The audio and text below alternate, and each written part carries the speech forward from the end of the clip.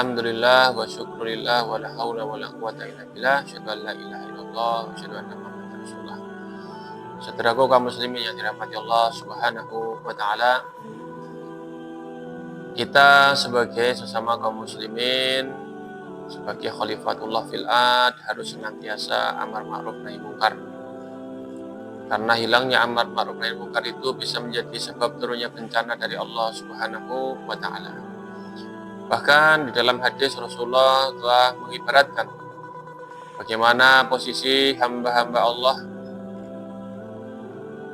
terhadap amar ma'ruf, di mana beliau mengatakan mathalul qaumi ala hududillahi kamathalil qaumi istahamu ala safinatin.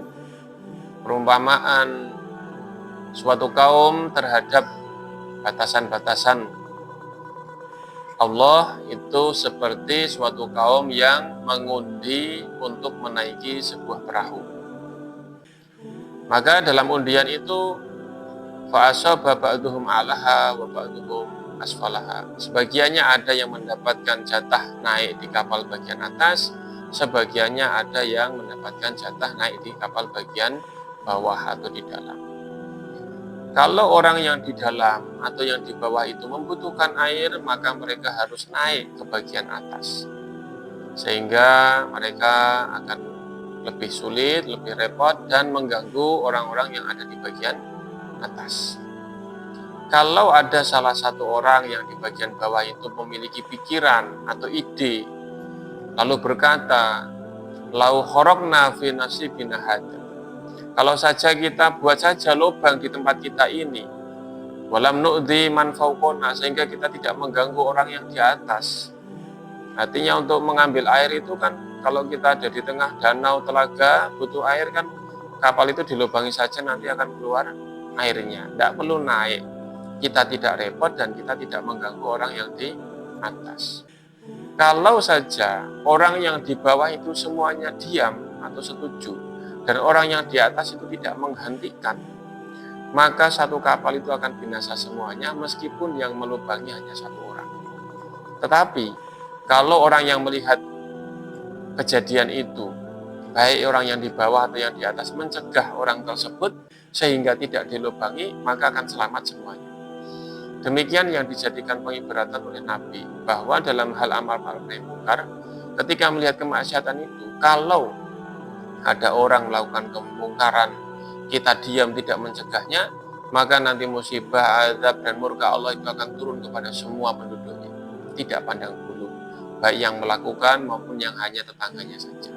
Tetapi kalau yang melakukan kemungkaran itu dicegah, maka yang melakukan kemungkaran dia selamat karena tidak melakukan kemungkaran, dan orang-orang di sekitarnya juga akan selamat karena tidak akan mendapatkan azab dan murka dari Allah Subhanahu wa taala.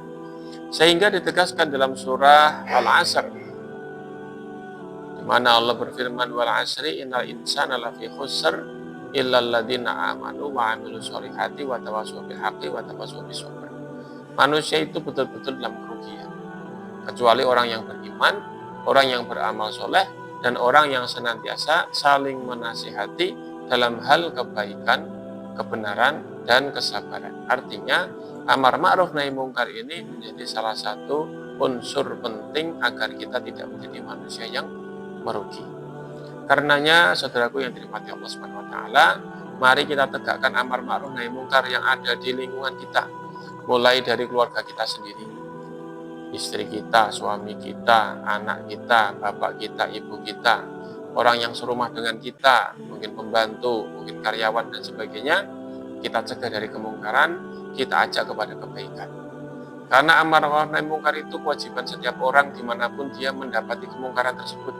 Rasulullah mengatakan dalam hadis yang diriwayatkan dari sahabat Abu Sa'id Al-Khudri, man ra'a minkum mungkaron falyughayyirhu biyadihi, fa illam yastati' fa bilisanih, fa illam yastati' fa biqalbihi, wa dzalika adhaful iman. Siapa saja dari kalian yang mengetahui kemungkaran, maka hendaklah dia merubah kemungkaran itu dengan tangannya. Dimanapun melihatnya, kapanpun melihatnya, maka harus dirubah kemungkaran itu. Dengan apa? Dengan tangan. Bisa betul-betul dengan tangan, bisa dengan kekuatan atau kekuasaan. Fa'ilam yastati, kalau kekuasaannya tidak mampu, tangannya tidak mampu, tidak bisa dicegah langsung, fa bilisani, maka dengan lisannya, dengan mengingatkan, dengan menegur, dengan iqamatul hujjah, menegakkan hujat, jadi disampaikan dalil-dalilnya, atau diingatkan bahwa perkara itu perkara yang mungkar atau terlarang, agar dia berhenti.